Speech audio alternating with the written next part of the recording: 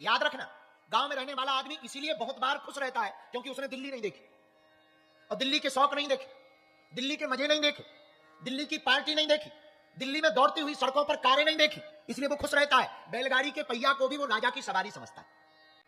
3 कारण हैं दुख के, वैसे तो अनेक हैं पर मुख्य 3 हैं। कितने हैं? जोर से बोलो, कौन कौन? बताओ बताओ, जो तुमने 32 दिखा ली। चलो सुनो, दुख का पहला कारण है आशा, अपेक्षा, जिसे कहते हैं कल्पना। हम लोग आशा कर लेते हैं कि ऐसा ही होगा और वैसा ना हो तो दुखी हो जाते हैं। हाँ जी या ना जी, ये पहला कारण। दूसरा कारण, दुख का दूसरा कारण है अज्ञानता, सत्य का पता ना होना, ये भी दुख का कारण। भाई किसी आदमी के बारे में पता हो कि ये सही आदमी है, और तुम्हें यही पता हो कि सही आदमी है, पर सही पता ना हो कि सही है कि गलत, और तुम प्रेम कर बैठो और फिर वो धोखा दे दे तो दुख होता है। इसको कहते हैं अज्ञानता। दुख का तीसरा कारण शिव कुमार, वो है वर्तमान स्वीकार ना करना। और तुमने प्रश्न तो बड़ा प्यारा पूछा, जवाब देने में बहुत लंबा होगा, पर हम कुछ बातों से तुम्हें समझा देते हैं, और ये बात शायद आप लोगों को भी समझ में आए। पहला कारण दुख का है आशा, अपेक्षाएं। तुम जितनी आशाएं रखोगे उतने दुखी रहोगे। मेरे पागलो, तुम जितनी भी कल्पनाएं देखोगे उतने दुखी रहो। तुम्हें प्राप्त ना हो और पड़ोसी को मिल जाए, दुखी हो जाओ।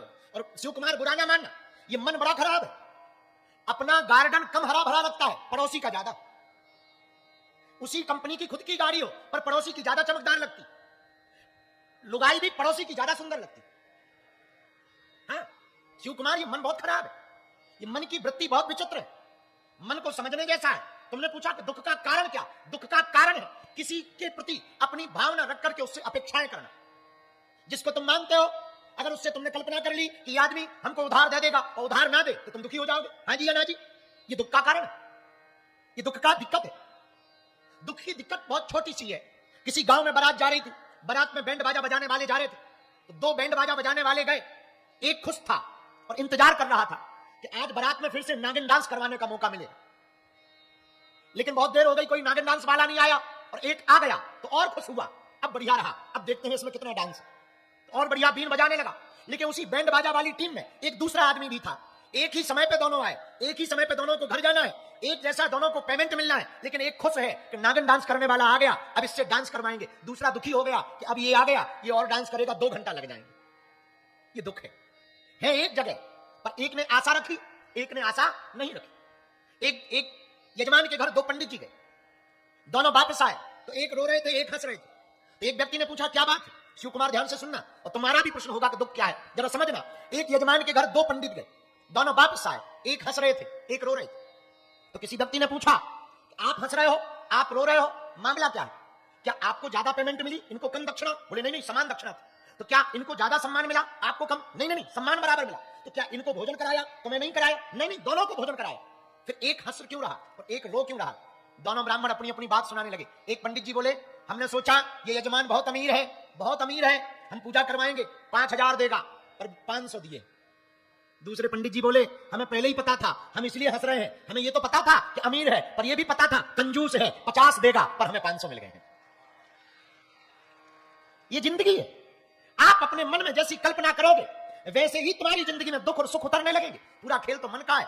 तुम एक्सेप्ट करो तो दुख, तुम अनएक्सेप्ट करो तो सुख। तुम अगर कल्पना करोगे कि हमें ऐसा होगा और नहीं हुआ तो दुखी हो जाओगे, और तुम ये आशा ही मत करो। तुमने उपाय पूछा कि दुख से बचने का उपाय क्या? एक सूत्र है, इस दुनिया पे तुम भरोसा ही मत करो। शिव कुमार, अगर तुम्हें जिंदगी में सुख चाहिए और मजे लेना है तो हमारे एक सूत्र को नोट कर लो।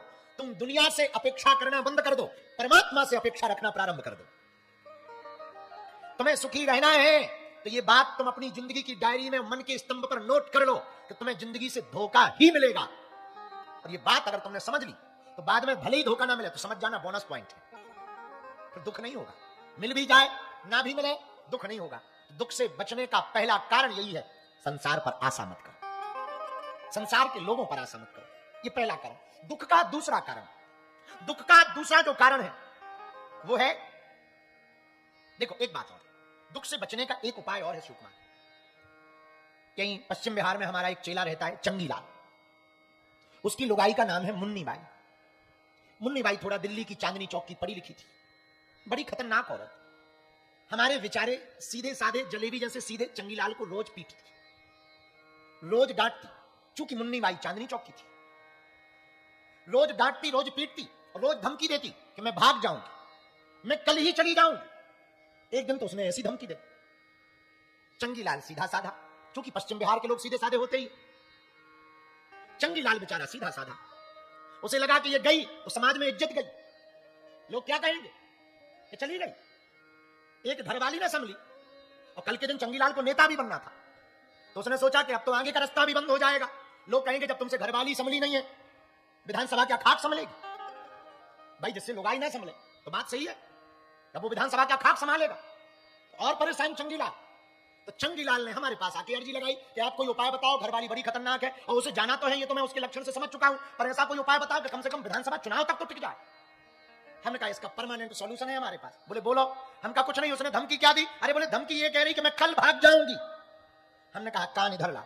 हमने उसको कान में एक गुरु मंत्र दिया, वो पास हो गया, वो तुरंत घर गया।